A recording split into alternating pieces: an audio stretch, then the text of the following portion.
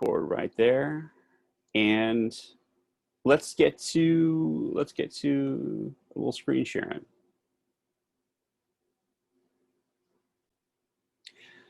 So here we are. There we go. And if we take a look back here, let me just show you a little bit about what I did here. So this is just your regular old grammar essentials. Same link. I'm just going to add things to this so that if it has to do with grammar or punctuation, then you can find everything in one space, in one resource. So I know it gets very, very complicated with lots and lots of links all over the place. So I put all the links and all of the explanations for everything kind of in here. This doesn't really require any development. This is what we want to talk about with sentence fragments. And this doesn't require any additional explanation. This is an excellent handout on the use of the comma. So let's get to these two just a little bit today. So this is the link that goes to the Purdue OWL page, which is getting more and more annoying all the time with partner content. But yeah, you stop that. And let's take a look at how we can kind of like identify some of the main fragment and run on problems. So let's say right here, you've got a fragment. So Purdue offers many majors in engineering, period. New sentence, such as electrical, chemical, and industrial engineering. So if you take this sentence, we know what we're talking about here, but such as makes this, then such as, and then we have some nouns. So we don't have a subject and a verb connection here at all. So this is really part of the previous sentence, and this is just a common mistake. You can fix it with that right there. Take it, rather than making it another sentence altogether, you just put a comma and a space. And yes, so this is standard punctuation. This has kind of changed over the years a little bit, but you can always kind of count on this now. At the end of your sentence, one space is plenty. I kind of still sometimes do two, because that was the way that we used to do it a little bit longer. One space after an apostrophe, two spaces after a period. But one should suffice for all your purposes these days. And that's kind of standard practice. But since this is really connected to the last sentence, and it's not a sentence of its own, we can think of it as a dependent clause. It depends on the rest of it. So it's just a group of words, a clause, that depends on a subject-verb relationship that's outside of its own structure. So in this case, we just have a continuation of the same sentence with a dependent clause and a little bit of a transition word here. Purdue offers many majors in engineering, comma, such as electrical, chemical, and industrial engineering. Here's another little example. Coach Dietz exemplified this behavior by walking off the field in the middle of a game, period, leaving her team at a time when we needed her. So right there, leaving her team, we have the object, right? We have kind of the second half of this sentence here, but we don't have the beginning. There's no subject here. We just start with a verb and we never get around to a subject. So she, Coach Dietz, needs to be in the sentence, either by name or by pronoun. So here, this is also, since it's kind of a continuation, it's basically you just have a fragment. It's better to attach that fragment to the previous clause. So Coach Dietz exemplified this behavior by walking off the field in the middle of a game, comma, leaving her team at a time when we needed her. So here we get the idea. Now, I want to kind of just point out a couple of things which will sound very familiar from your previous studies, such as this one I see a lot, which is why. So we'll have a which, where, when. Those are basically acting as transitional statements. Because as well. Because is a great one that causes a lot of problems. So because is not a conjunction, although it sometimes sounds like one. Think of it basically as just know that it's not going to be a conjunction. It can definitely be, sorry, it can't be a coordinating conjunction is what I meant to say, but it can be a subordinating conjunction. So it's not going to take the place of the fanboys or the fanyabas, the and, but, and or group, right? It can't function as that one, as the conjunction junction cartoon illustrated, but it can function as one of these, although, because, before, the current city policy on housing, because the current city. So right here you have a tip off that what you're having is what you are reading here is an introductory clause. An introductory clause is a dependent clause. It depends on the rest of the sentence. And by definition, this dependent clause can't have the subject in it. That's the subject. So because the current city policy on housing is incomplete as it stands, we believe the proposed amendments should be passed. Here's your sentence. We believe. That's your subject, your verb connection. The rest of this stuff is just introductory fluff, which very much helps the flow of your sentences and your paragraphs. And but they need to be connected properly. And so this is a good example of how they are connected properly. So I'll return to because at another time, but typically right now, I want you to start thinking of because as a subordinating conjunction. And when you see these phrases and clauses that follow because, I want you to be aware that they're probably dependent. They're probably not independent. They're probably dependent on something else. So that's a word that you want to pay attention to. So one of those words, one of those uses of the word because is subordinating conjunction, and we will return to other uses of it and how to use it a little bit later. So first and foremost, I'm going to stop sharing. Questions, comments, how are we doing? No problem, right? Perfect.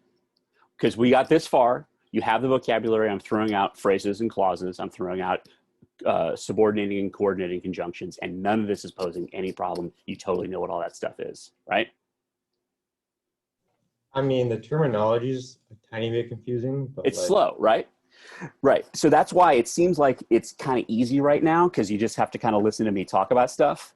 But that's the key, Keenan. That's exactly, you've hit the nail on the head. To be able to use the language fluently, in addition to your homework assignments, you just kind of need to look at it a little bit every day.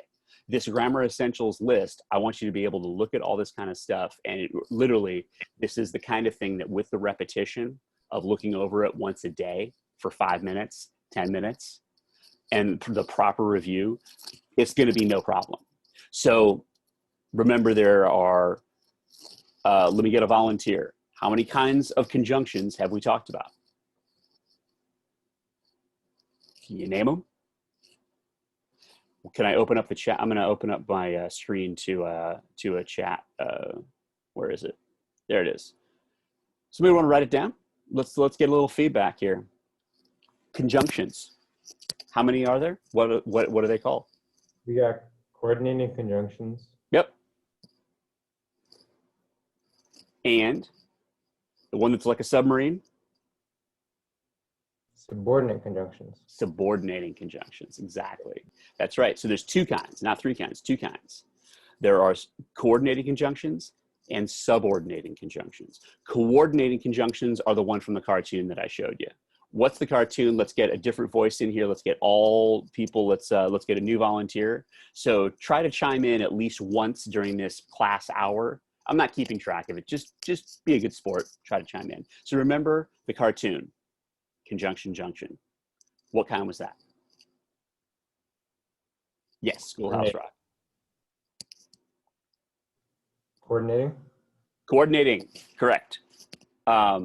Those put things together. They put together, namely, two things. And you'll notice, you'll probably even recognize this without me singing the song. Putting together clauses and phrases. What are clauses and phrases?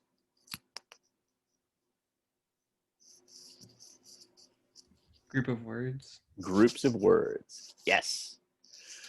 Clauses and phrases are groups of words. You don't really have to distinguish between the two. I'll distinguish between the two for you. Don't you worry. I got your back there. So what about these subordinating conjunctions? The one that sounds like a submarine. Where does a submarine go? Underneath. Under the water. Yes. Under the water. Let's get some volunteers from all places. Thank you, Kian. We will get some other voices in here as well. There's some people that are very reluctant, but they're going to join. I can feel it, right? We're pulling for you. Okay, so a submarine goes under the water. So under is your primary thing that you're paying attention to here. So if you have a coordinating conjunction, it coordinates with your friends. You coordinate, we're going out to dinner. You're getting together, you're coordinating. If you're subordinating, you are not getting things together. You're making something, you're demoting it. It's of lower status. So rather than having an independent clause, which is high status as its own sentence, you're making it slightly lower status. You're subordinating it. It's now a dependent clause. It depends on something else. So if one of those clauses begins with the word because, like because I like pizza, is not a sentence. That is a dependent clause. It depends on what's coming later. I like pizza. No problem. Total sentence right there. You've got not only a subject and a verb and a complete idea. You need those three things, right, for the sentences, but you've also got something delicious. So you can keep a subject and a verb and add the subordinating conjunction, and then you demote that sentence from an independent to a dependent clause. All review, all good, using the vocabulary. How are we feeling? Okay? Good. Following? Okay. Good. So with our verb, remember, this is one thing that we'll get a little bit more into, but we basically have the two kinds of verbs. What's the main distinction? We had a lot of talk about verbs, but what's the main distinction? You can put it in the chat on the side. You can chime in there with your voice. Doesn't matter. Whatever you like to do.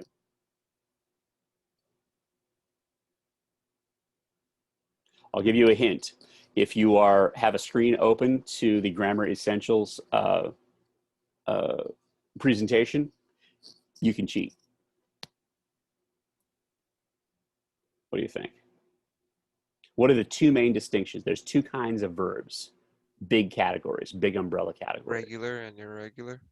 That's one kind of way to distinguish them. You are absolutely correct. So regular and irregular is exactly right, because regular verbs, they sound like the verbs that when you change their forms, when you conjugate them, you change them for the sentence. That means they're either going to follow regular rules, like jump. Jump is a nice, well-behaved verb. I jump today. I jump rope every day. I am jumping rope. Yesterday, I jumped rope. Tomorrow, I will jump rope, right? Simple, simple, simple. Everything makes sense. Add an ed, add an ing, follows the rules, plays nice. An irregular verb, like think. Yesterday, I thinked. No, I didn't. Yesterday, I thought. So we're changing the spelling of the word. We have irregular verbs. Now, you don't have to worry about that one. That's not going to throw you for a loop, because you've had enough experience. That's just simple verb conjugation. And you would do that whether you're learning Spanish or any other language. You would learn how to conjugate the verbs. Now, how about function in a sentence? So an irregular verb or a regular verb both exist, but they could function in two ways. What's the function distinction? I'm going to turn down my fan. It's loud.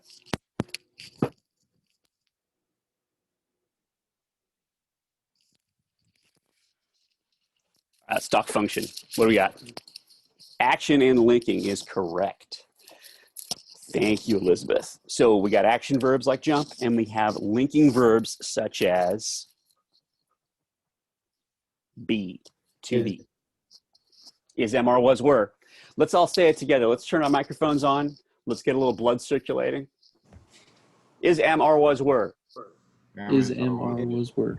Is am are was were. Is am are was were. Is am are was were. Is am are was were. Is am are was were being been be. Is am are was were being been. Is am are was were being been.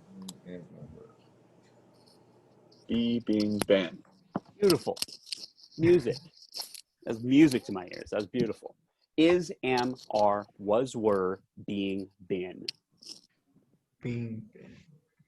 Yeah. So I mean, be being been. That's easy to remember because it actually looks like the verb be, to be, or not to be.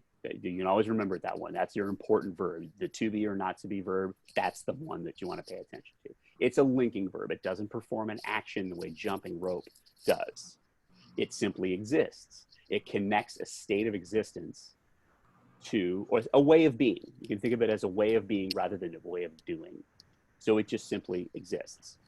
And it connects, it can also perform this other thing, which I want to see. You know, I haven't done this. I'm going to try a little experiment. We have, oh, here's a whiteboard. Yes. Look at this. Can everybody see that? Yep. And I have to draw on it. That's okay. Well, that was fun. Let's exit whiteboard. I don't draw, I type. So I wonder if I can type in the message board so I can keep a list here and I can say words and things along those lines. Like, does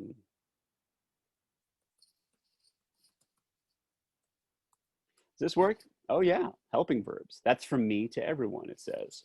So with helping verbs, these other 23 verbs, you're just gonna include them right there in the verb. Now, be is a very special verb. It can be a linking verb, but it can also just help another verb do the job. So you can, let's go to our little revision here for Grammar Essentials. Super, super fast revision. There we go. If we go back to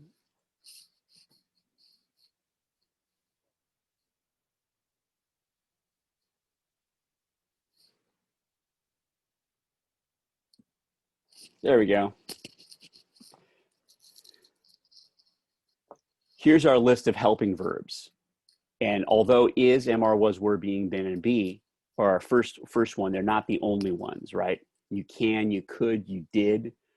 You may jump, you might jump, you must jump. Those are helping verbs. They're going to help jump do their job. So a lot of these ones, when you include them in a sentence, is, am, are, was, let's take a was right here, like Brian was eating. So now was is no longer a linking verb. It's helping eating do its job. Eat is an action verb. But you can, so just notice that's a different usage of the word. So here, if we wanted to make the distinction between an action verb and a linking verb, well, you got eat in there. That's a straightforward action verb. So as long as you have your action verb and it's performing an action there, then all the other verbs just become helping verbs to help that one. All the other ones connected to that one, I mean. You can have plenty of verbs in a sentence. You can just keep piling them on with commas and conjunctions. But what I mean is, when you see was, because I said is, am, or was, were, that doesn't mean essentially you have you always have a linking verb. You have to look, is it helping another verb? Is it just connected to another verb? So just look at the whole verb phrase, the whole thing, and figure out at that point what you're dealing with. So here are the words that might be included and connected to another verb, probably a stronger action verb. You're not going to have a bunch of linking verbs together helping each other just be linking verbs. They're usually going to be connected. I dare say they're always going to be connected to an action verb. Maybe. He may have been being cold. No, he may have been cold. Yeah, you can do it. You can do it. So not an important distinction. Let's just take a look at these words.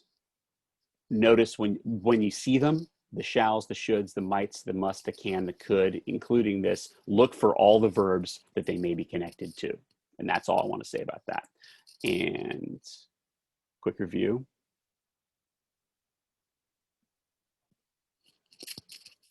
Good? Okay. So the next one that I want to go over a little bit of new information, then I want to talk to you guys. So please, everybody, get ready. Get a something to write with, piece of paper, ready for an exercise that we're going to do in about 5 minutes. 5 minutes, not 10 minutes, 5 minutes. I'm going to use a lot of hand signals from here on out because that's how we have to do this now. Okay, let's go to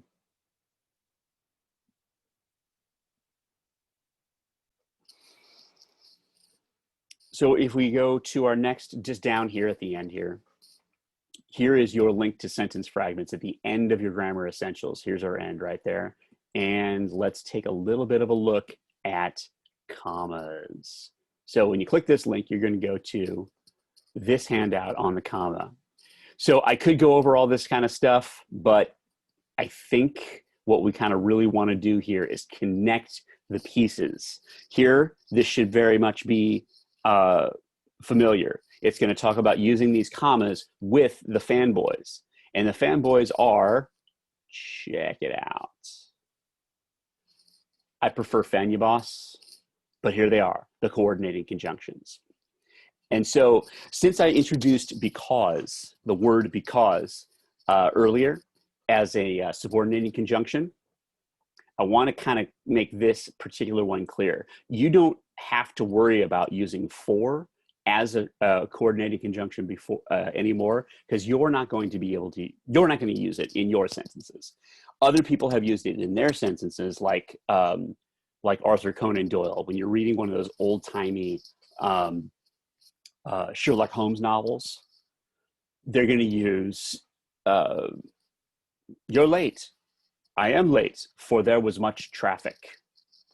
The for in that case meaning because. We don't really use it so much anymore, but you have to understand that that's what it means, because you may read something someday that was written before you were born. Hopefully, you'll read a lot of stuff that was written before you're born, but I can't make that promise for you.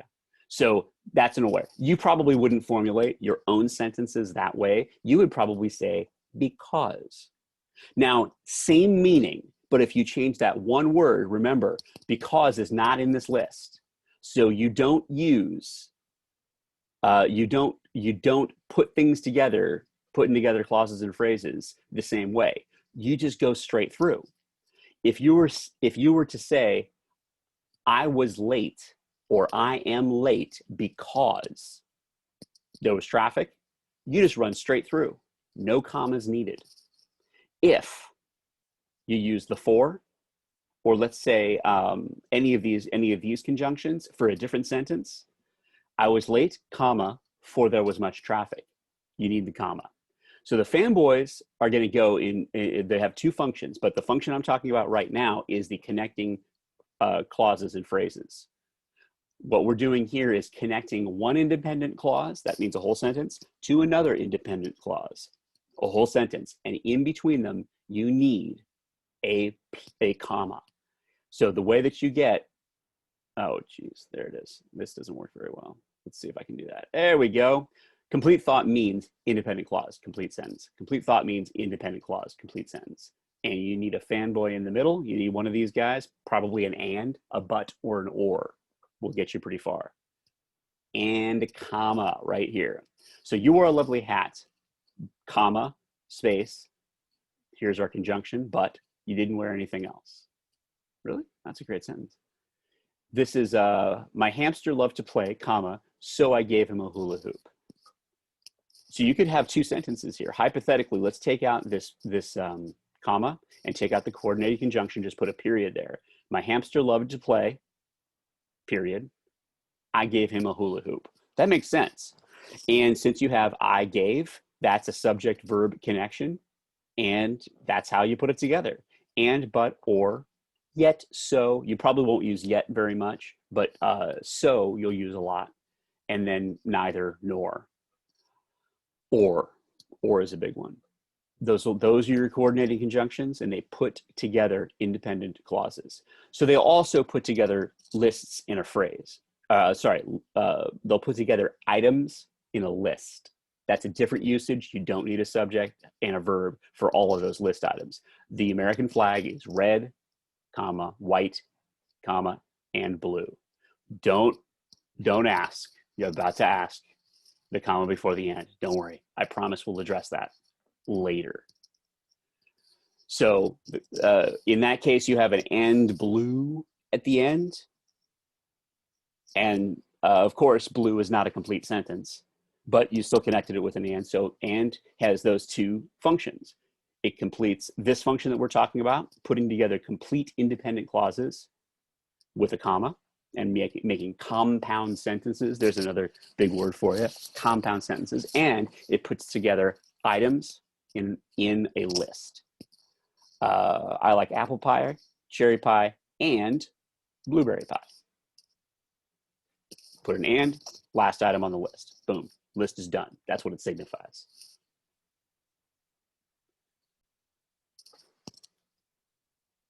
Let's switch gears. Please read the entire UNC list, top and bottom. It's a one-page handout, 1.5 pages, something like that, on everything that you need to know about the comma. Please read that. That is definitely homework. We'll come back to it. There will be exercises later, but I want to talk about thoughts right now. So you got your paper ready. Okay, before we move on, does anybody have any questions about what I just spoke about with the commas? Or any others? Chime in there. It's all right. Good? Do you trim your own beard, or do you have somebody else do it? Oh, no. This is a disaster. Nobody else is responsible for this but me. But let me show you. I think by next week, because I've been giving it a little bit of thought, I'm going to clean it up a little bit. I should look a little bit less like a mountain man wearing a suit or a caveman wearing a suit. But it is COVID. I am growing a beard, and I got no plans on shaving it. Vaccine. That's when I'll shave. How about you guys? You're on stashes? You're allowed to grow mustaches, right? Even you ladies? No mustaches? We can grow whatever we want off campus. It's off campus now. You can do whatever you want. That's great. But how about on campus? No beards? Mustache? I mean, I didn't shave for like a fat second and no one stopped me. So Yeah, there you go. We're also wearing masks all the time on campus, so you can have That's whatever the you thing, want under man. there. The beard and the mask, not a great combination. It kind of makes things hard. All right, we had enough of a breather. We ready to go on? All right, here we go. You got your paper there, right? I want you to write down, do a little bit of, this is going to be a very, very short assignment, right? Just write down your thoughts. You can list them in bullet points and fragments, doesn't matter. We're doing a little brainstorming. It's a good English major term. We're going to brainstorm right now. So here's a question for you. I'm going to formulate it in this open way so it can be whatever you want. But what important issue today, we're talking national, maybe even international, like in the news, like social issue, economic issue, a big thing that we talk about in the news. What issue today affects you most and how? Write down some thoughts. What issue today? Here, I'll just put it here so you can look at it.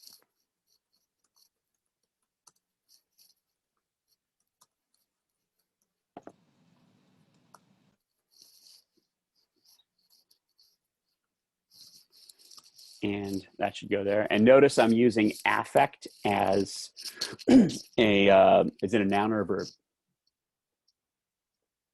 Affect. no. No. Look at it in the sentence. Verb. It does something. Oh. Issue affects. Issue is the noun, right? That's your thought, that's your idea. And what it's doing is affecting something. Perfect.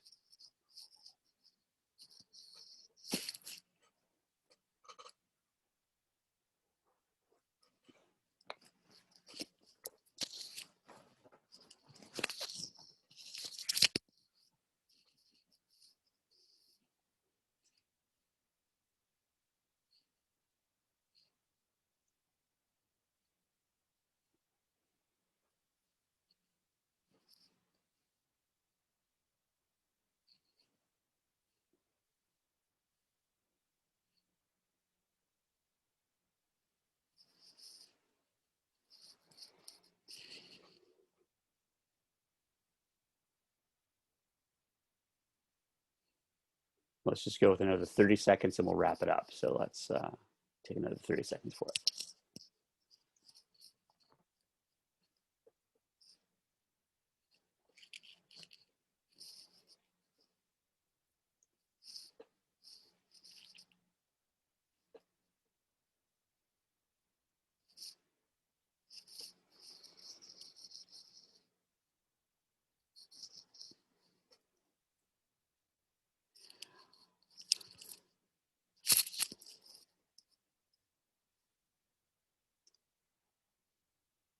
All right, let's go ahead and wrap up your last thought, your last details, your last examples.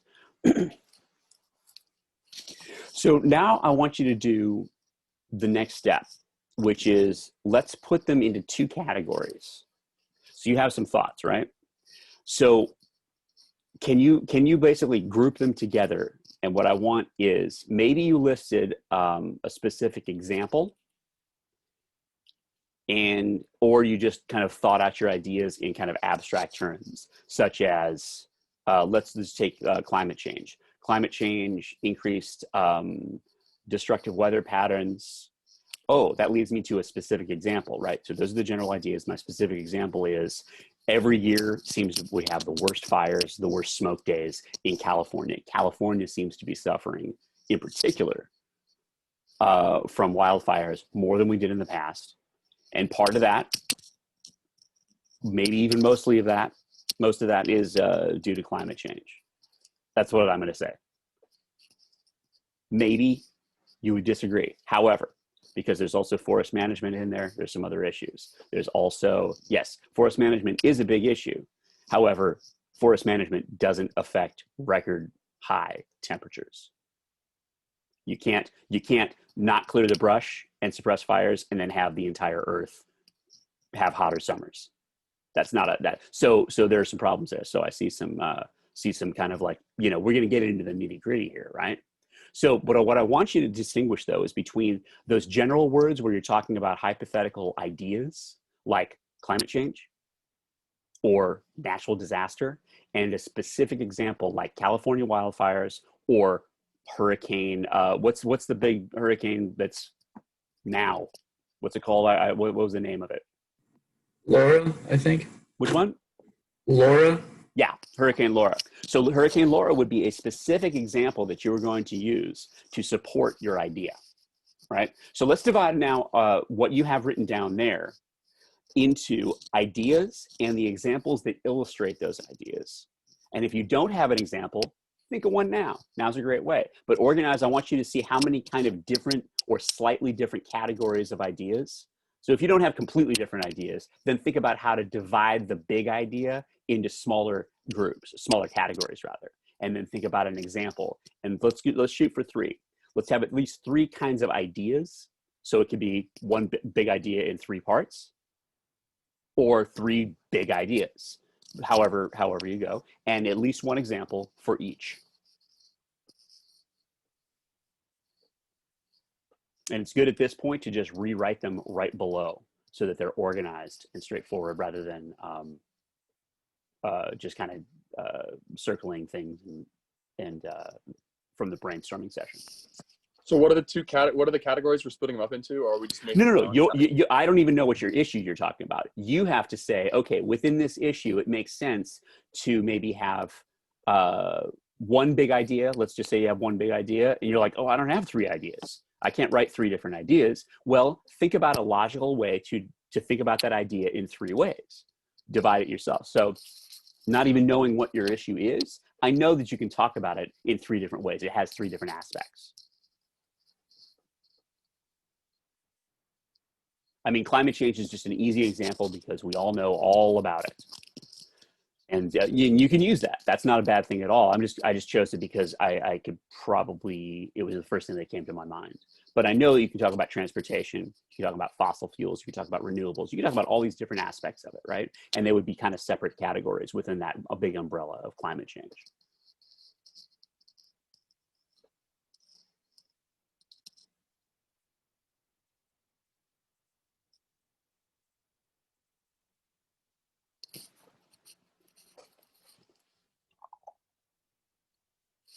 Hey, can you guys hear that on my microphone when I was like pour coffee? That's so terrible. I'm sorry about that. I'll try to mute that from now on. Okay, so I want at least 7 volunteers. You don't have to go now, but why don't you send me a little chat in the chat room that says, in the side chats that says, yeah, I volunteer, we'll go. So by volunteering, go ahead and put the topic, the general idea that you're talking about, the issue that you're talking about up there. And I'll give everybody a couple of minutes more. So, but I would like to just kind of hear some voices from everybody out there. I'm bringing back the you plural to the English language. I'm going to say, I'd like to hear from y'all.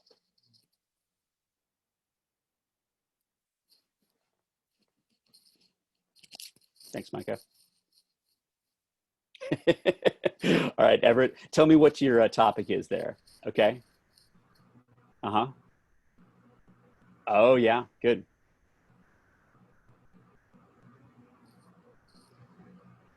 Oh, we got a couple of unintentional microphones on that are just putting background music in there.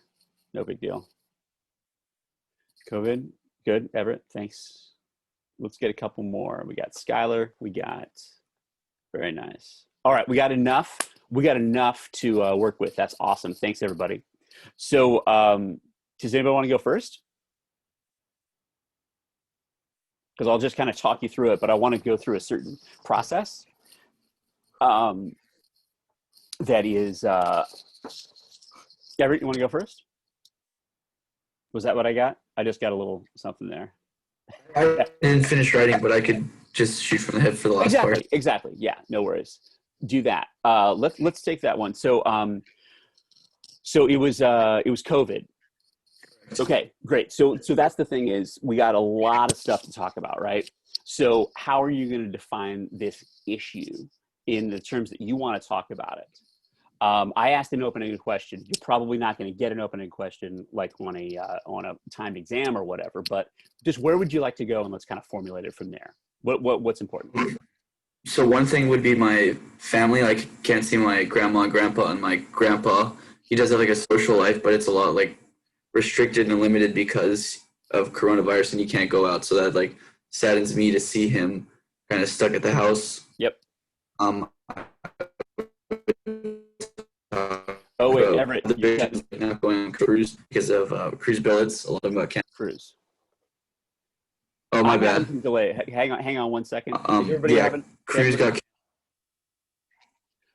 We can still go. I would go in short spans though. So I got you got the social aspects. Everybody else, Colin, you can hear it fine. Okay, good. I'm sorry. I just it cut out for me for a while there. So I got that it was the social distancing, and then the second part I didn't hear anything. Can you repeat that part? Sorry. Okay. Cruise billets got canceled. Did you get that? Yep. For marine transportation engineering. And then classes online, which can be kind of restricting for some in the given learning environment. Okay. So out of all of the things that we could talk about with COVID, all three of those are basically different ways that are difficult socially to deal with, right? Okay. So perfect. So you have your kind of 3 ideas kind of set out there, and you have an example for each. So with the limited schooling for, each one of those fits into a subdivided category. So now let's talk about putting those 3 ideas into one sentence for a thesis statement. So you don't have to mention the examples specifically. We know that you're talking about, so we know that when you mention your thesis statement, there's some other stuff that's going to go in there. But can we, what's your big idea then? If you had to do a 1 sentence in 3, would you mention all 3? Just kind of keep it short and simple. Just saying, like, round them up like you said together, and how coronavirus as a whole has really uh, dampered basically everything socially around my life. Yep. So coronavirus, I'm going to type out here and just kind of take a look at this. Coronavirus has affected the way we affected our,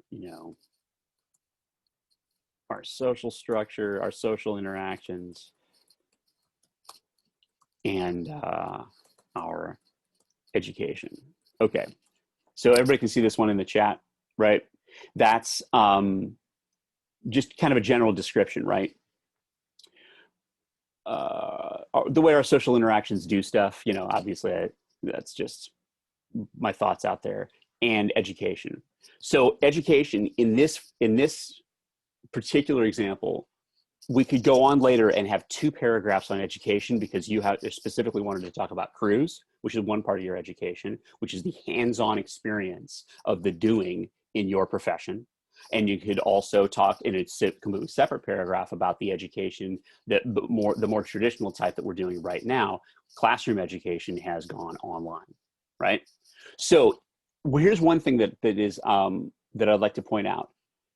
You said education, and you really talked about 2 paragraphs. So that's spectacular. You don't need to change that part of it because you're going to talk more about that and subdivide it later. You told us where we're going with that one. So you don't need to say, if you wanted to, you could if you wanted to, you could figure out 1 word or 2 to subdivide that one out. But that's not where we need the work in a thesis statement. In a thesis statement, we need to get our general point across. So now we need to have an opinion about this.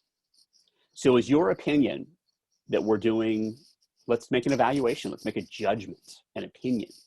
Are we doing a good job or a bad job at all this? What do you think? Given what the circumstances that we were thrown into, I think that overall it's been handled well, at least at this school. Okay. So that's a great little tag at the end there.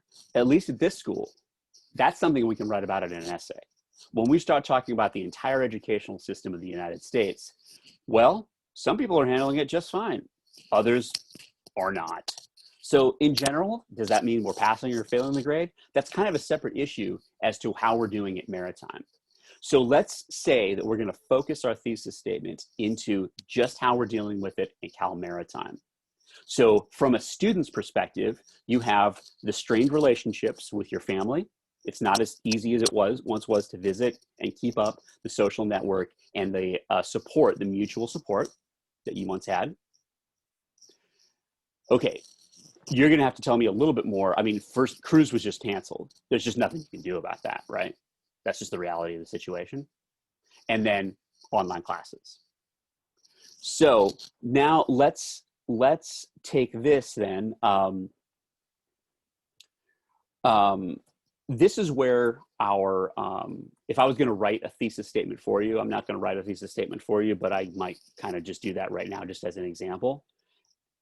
If I was going to, the roadmap a little bit, just where we're going is important. But the other thing is you have to have a judgment or an opinion, something important to say. It has to relate to something, or you have to make a judgment about it so that it's either good or bad.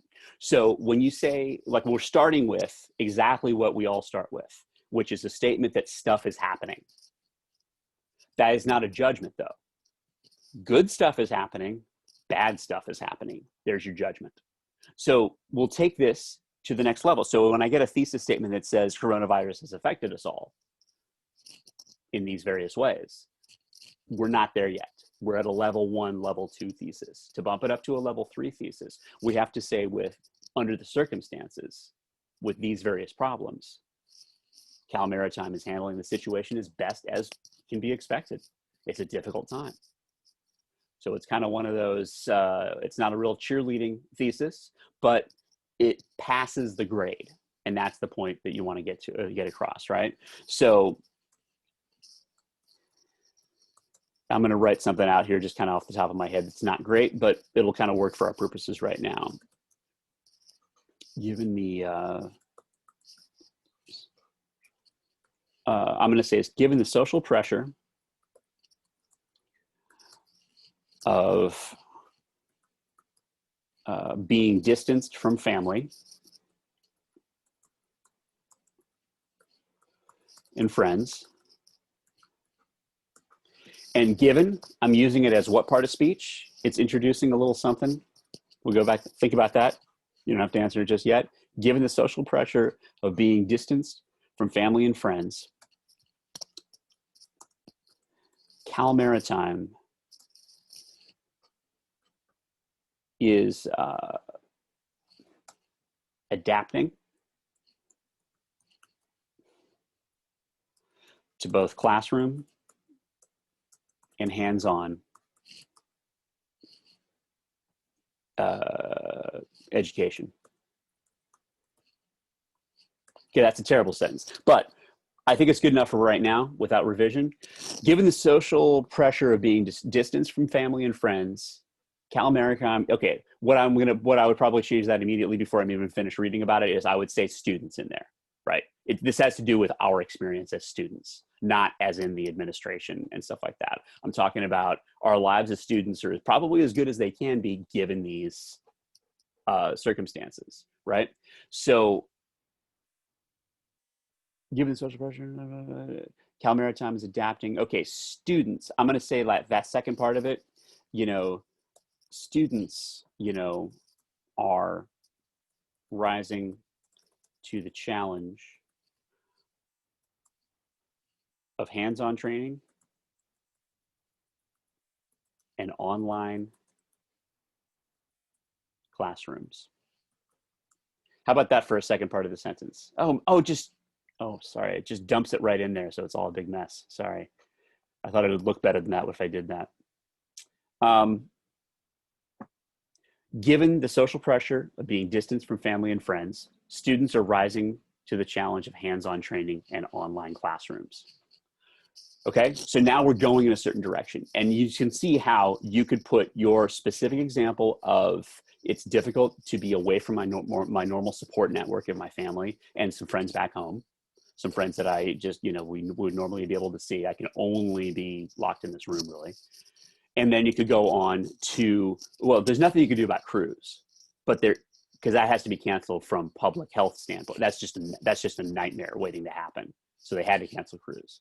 But what you have probably an example about the welding. Maybe that's not your thing in particular, but there is some hands-on training right now where everybody's wearing full face masks. So you could use that as an example, right? And that would fit in with, even though it's not your experience, it would fit in with the student thing.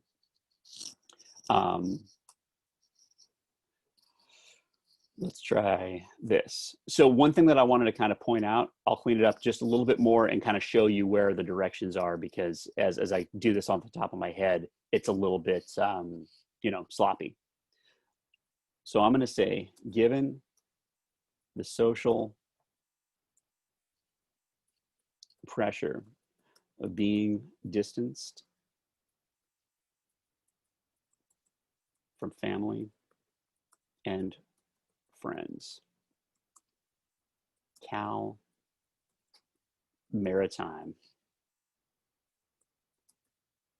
students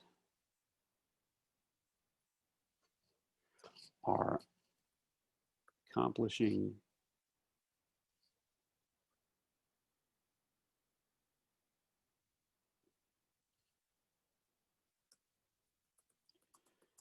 rising to the challenge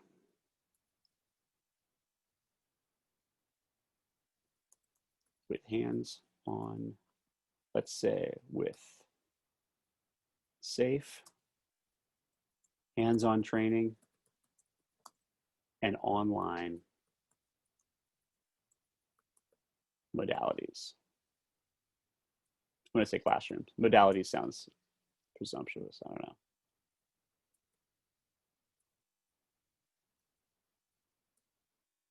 All right, that's a little bit better. So take a look at this guy right here. So notice I could take this sentence, if you hadn't been listening to the conversation, but you just jumped in right now, you could look at that sentence and say, oh, we're talking about Cal Maritime students. That's kind of a key one. So in the introductory paragraph, in the body paragraphs later on, we're going to definitely be talking about Cal Maritime students, right? But the thesis statement, I want to be able to take this thesis statement out, cut it out, quite literally out of the page, and hand it to another professor and say, read that thesis statement. What do you think?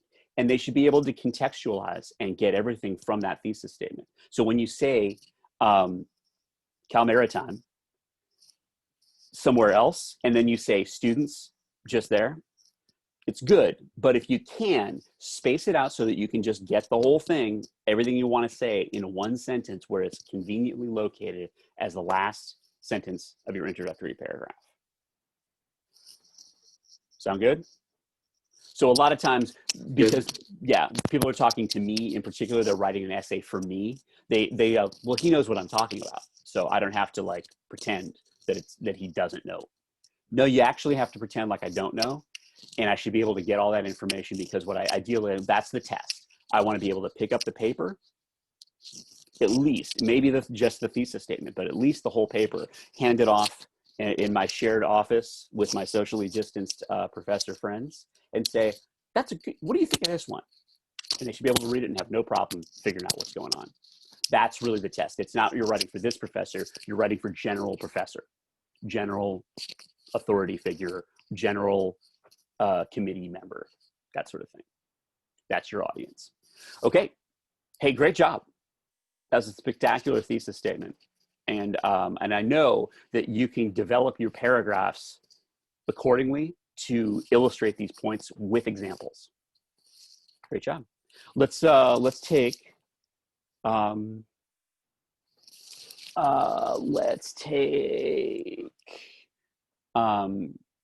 okay, how about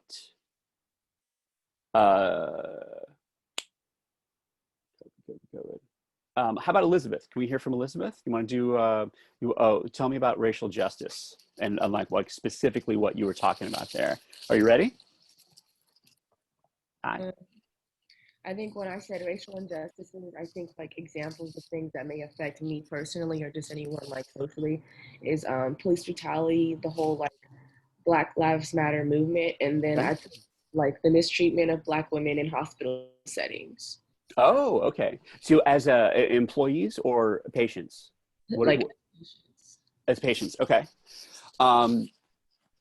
So that's an interesting one that I haven't heard as much about as the others. And you can definitely fold that in. So let's talk about the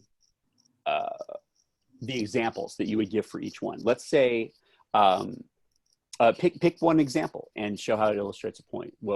Just show me how they're connected. Wait, one of the examples I put, and then examples for that example? No. So I mean, let's differentiate an idea, a concept, from its example. So Black Lives Matter we're still pretty general. Do you want to go specifically into like let's just focus on Black Lives Matter, because that is like a big umbrella and it could encompass all sorts of stuff. Yeah. So do you want to talk about the movement as a whole? Yeah. Okay. So in that case, let's talk about, let's see, what can we mention more specifically that illustrates what you think is good about it, or what you think is important that it's doing? What is it doing? Important because like it just brings to light things that people like to ignore and act like doesn't exist. So, such as unarmed Black men and women being shot and murdered for absolutely no reason. Yep. And acting like that just doesn't exist. Right. So I would go ahead and say from those examples, pick one. Pick one to illustrate the whole point. Pick one person that was in the news this summer, perhaps, that got shot. Breonna Taylor. Okay. So perfect. Now we have, what is Black Lives Matter accomplishing? We can see the entire big picture when you talk about the one specific example and talk about how that one specific example is going to illustrate the larger point. So you could pick any number of examples. There are tons of examples, and they go way back, not just from this summer. But the summer ones, the more recent ones, are probably going to make for a more effective essay because they're recent. But you can put them into context for sure. But that's what I mean about general idea. General idea would be Black Lives Matter is bringing things to attention. Well, what are those things? Let's illustrate it not with other language that could be any variety. Illustrate it with her, that one example. Okay. That's perfect. That's perfect. So now that's a little bit more about what we're going to do in the paragraphs. But now let's take that and let's kind of like play around with a little bit with a thesis statement. We don't have to kind of hammer out a whole thing, but I want to kind of just continue because that's a really good example. For that, you have that part as part of it. Would you like to make your entire essay out of that, or do you want to address some other things that are going on with racial injustice as well? I think like if like as racial injustice as a whole would be like a good essay, and then like have 3 points that go Okay. into and like have like examples that go under the points with either like individuals that have experienced certain things that like police brutality or like different things like with women in the medical field as patients, things like that, because there are women that like it's just like a study that says that certain doctors don't believe that Black women feel the same type of pain as. Oh, okay. So that's awesome. Here's the thing about the difference between having a conversation with people and writing an academic paper. That's awesome. What you really want to do is get your, you remember that you saw a study somewhere, just be specific. I'm not going to ask you to actually quote it or cite it, with the proper form or everything like that. But the more specific you can be, like using someone's name to illustrate, systematic racial profiling and aggressive police behavior. Using one person to illustrate that is very, very effective. So when you mention that study, that specific piece about doctors not registering the complaints of Black women in particular, that's really, really nice and specific. And if you mentioned that study, if you could find that study, if you could remember it or wherever it was from, that would be kind of like the gold standard of mentioning all of those particulars that would fit into your idea of. Also, in this way, there's also a different type of systematic prejudice, systematic stereotyping going on. Hey, quick question. Wanna jump in there, when Jacob? when does like that become like a plea to authority fallacy? Like when is that line Oh no. Okay, I get what you're saying. Maybe when you're citing other people's work? Yeah. So here's the thing. We'll talk a little bit about, we don't have to do a lot of that in this class because we're not going to be citing a lot of stuff in that particular way. But the question you bring up, Jacob, is a very good one. What you want to use is good sources. So basically, there are kind of, it's not true because that study said it's true. Okay. The study shows evidence, and the study followed good methodology, and that's why it's a good point. Okay. So the fallacy, what you're talking about there, is it's true because somebody said it was true. No, that doesn't make it true at all. It's true, for the same reason that E equals MC squared is not true because Einstein said it. Well, Einstein said it, so it must be true. No, it's not. Einstein proved it through diligent hard work, methodology, the whole thing. That's why E equals MC squared is true. You can mention that Einstein said it, but that's what you're talking about there is specifically making the logical mistake of saying it's true because somebody said it. Okay. That's it. That's all you need. So you want to focus on the evidence. You want to focus on the methodology. And you definitely can use Einstein's reputation as an authority on it. Well, now in Einstein's opinion, it's pretty good. So that's a pretty good reason. That's not a fallacy at all. Einstein's an expert on physics. And when he talks about physics, then that's a good reason to look at the evidence and explore it more. Now, when Einstein talks about cooking, and he says, really, the best way to saute something is to put oil in the pan and then put the pan on the stove. Well, Einstein's a physicist, and that's a shitty cooking technique. So I'm not going to listen to Einstein about cooking. So that's not it. But you can definitely use Einstein's reputation with physics. So the study that Elizabeth was talking about is I'm going to go ahead and assume, if I follow it up, I think it's probably going to be true, is this would be a well-researched social study from a social scientist connected with a university. So you have reputation on reputation on reputation of good methodology, and that's how you do it. Okay. So you can mention, so that's why it's always a good idea to say researchers from Johns Hopkins University, blah, blah, blah, blah, blah. Researchers from Harvard University. It's important to get, so researchers from online university of 6th Street in Costa Rica, what? No, like researchers from Trump University, okay, right? No, that's not a thing. That's a for-profit university that sold real estate. So they don't do anything about social problems, right? That's what I mean. Okay. Does that make clear? Does that make sense? Yeah. Just, I mean, the fallacy is don't say something is true because somebody said it was true. That's it. Okay. But definitely use evidence, and definitely use evidence with good reputation. Reputation is key. We're going to listen to somebody and their opinions if they have a good reputation in that field. That's it. Yeah, I think that's. Let's go back to Elizabeth and say, like, well, how you feel about a thesis statement? You feel like you could put a couple of those things together, given a little time, of course. Yeah. Okay, because I think you have a strong grasp of the material and the understanding of what you need to do. And so, like, the trick then would be to craft. I don't want to just write a bunch of thesis statements for everybody to show you how it's done. That's a really inferior teaching technique, in my opinion. But I think one illustration was probably sufficient in order to say, like, what you want to do is not think of a thesis statement and then write an essay. You need to think of the essay, then write the thesis statement. And even under timed writing circumstances, that's going to be exactly the same. What you're going to do is you're going to brainstorm like you just did. You're going to organize your thoughts and say, okay, I got these 3 things I want to talk about, and one example for these 3 things. Or let's break it down and make it even simpler. I got 2 things I want to talk about. 2 aspects of racial injustice, or 2 aspects of how the social justice movement is changing America for the better right now. I'm going to talk about those 2 things.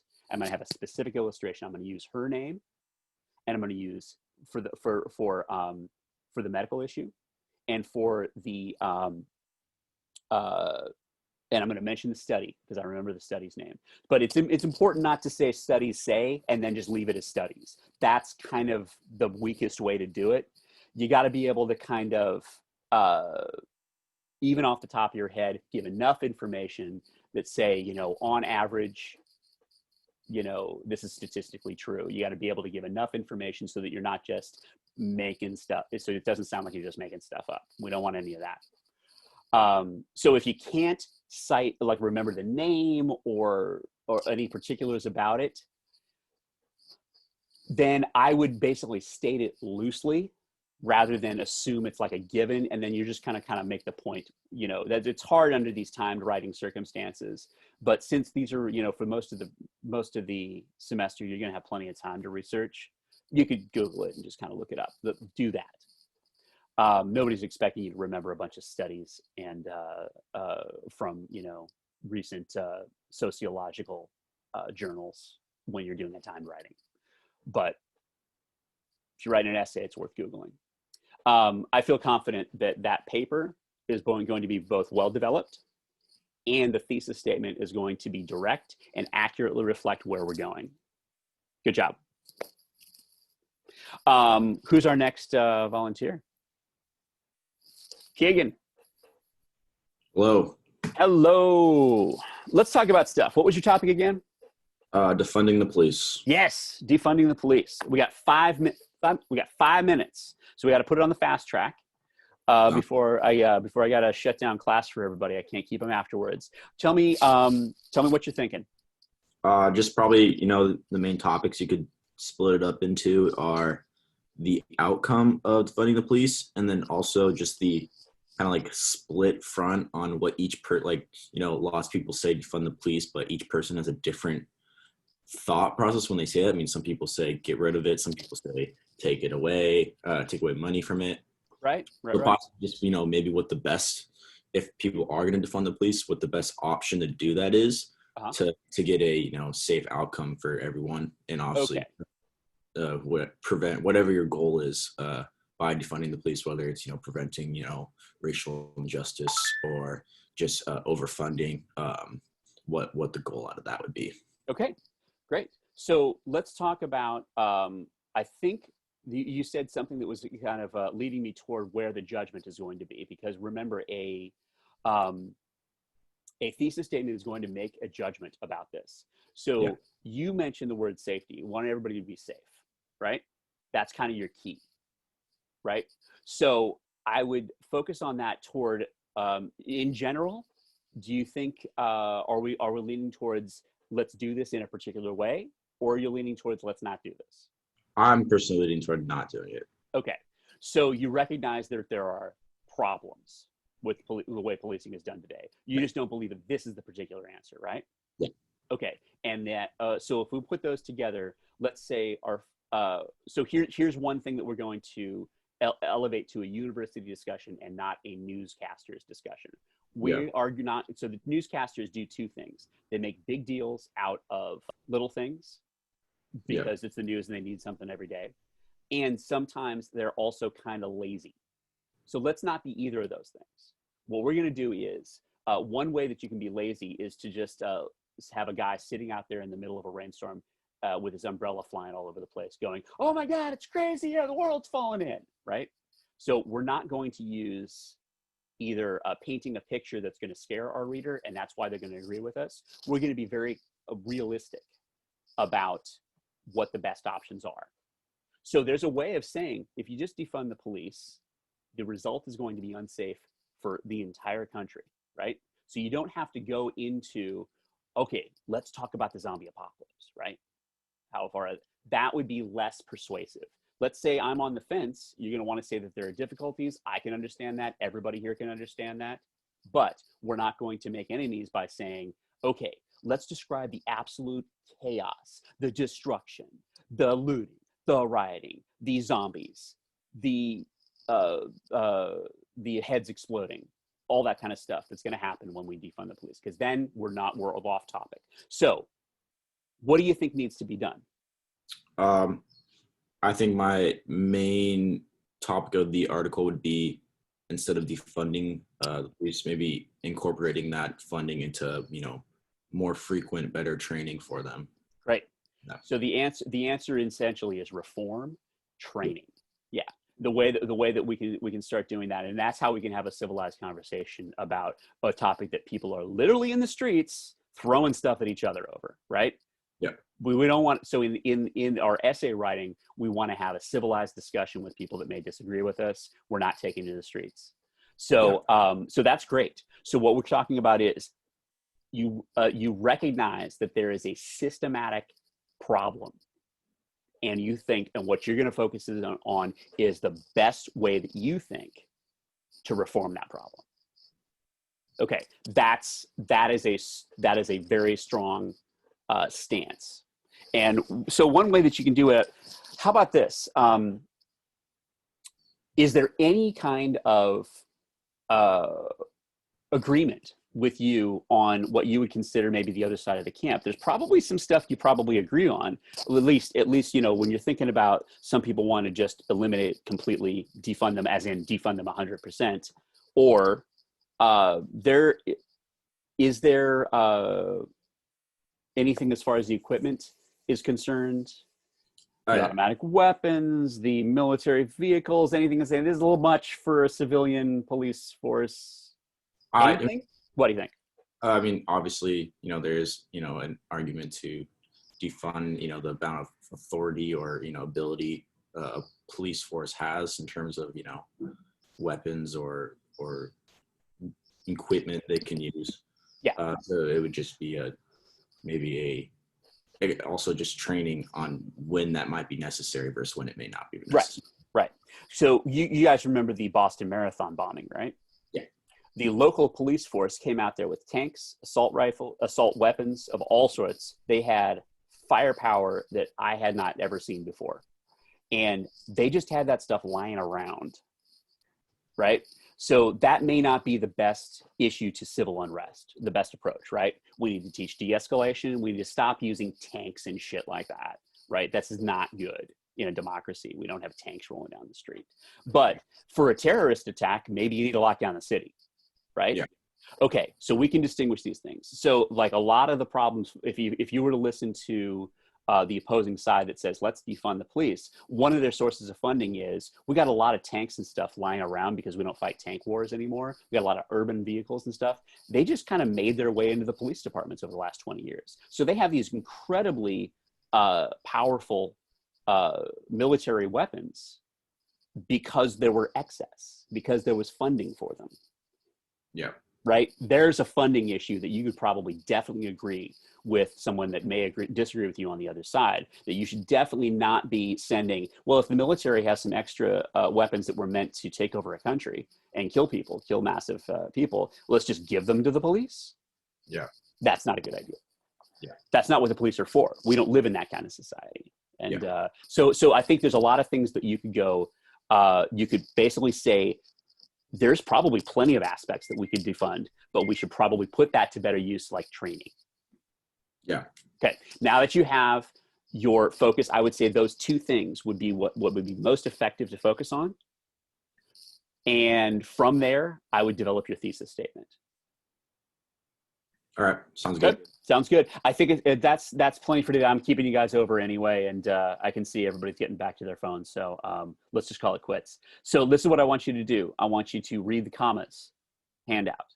I want you to review all of the grammar, and there will be much more in-depth. So when I talk about clauses, conjunctions, phrases, and modifiers. Where do we find the thing you want us to read? Week 1. It's called Grammar Essentials, and it's the last module on that whole presentation. It says Thank you. commas. I hope there's comments. Oh yeah, plenty of commas. Thanks everybody. Go ahead and sign off. I'll stick around for 5 minutes here in case anybody wants to talk. Excuse me, but thank you so much for your attention and your effort today. Thanks to our volunteers as well. Nice. Thank you for putting yourselves on the spot. But I'll hang out. Feel free to sign off. Thank you. Thank you. See you next week. Thank you. Thank you, guys. Thank you. See you next week. Thank you. Thank you. Thank you, guys. Right on. All right. Any question? Clarification? How we doing? Yeah, so I emailed you the other day about me realizing that I was just barely into class. Oh yeah. So we got you figured out, right? Yeah, I'm all Okay. good now. I'm gonna try to get you all of the assignments that I'm missing, the first activity, and then the 2 assignments. Yep. And those 2 by Monday, if that's all right. That's perfect. That's perfect. Okay. Yeah. So we don't have a new assignment today specifically for that. It's kind of like review what we've already done. So this is kind of a perfect opportunity to review all that kind of stuff and come with questions. I can clarify it. And people say, you know, they're kind of listening, they're half listening. Sometimes you get it. But if you come with questions, also we can address them in front of the class as well about specific grammar issues that didn't really make sense there or anything along those lines. I can review a couple of those key points. That's no problem at all as well during Sounds class good. or after. It doesn't matter. But I basically just keep an office hour open right after this class, so you can always kind of hang around and we can talk about anything specific on. So just have it ready for Tuesday for class. Yeah, turn one of them in whenever you're ready, and then on Tuesday afterwards we can touch base and see if you need to go over anything or review a couple of things. Perfect.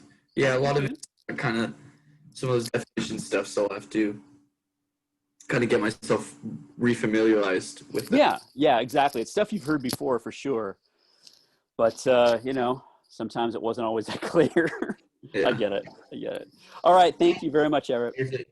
All right, Thank you. take Till it next easy. time. Have a great weekend. Thank you. Kian, how you doing?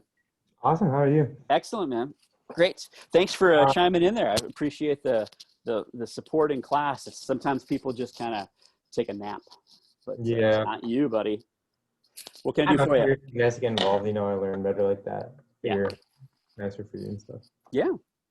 So today's the last day to add or drop a class. Does that matter? Because I already submitted the waiver. You know what? Today's the day that you need to follow up on that then.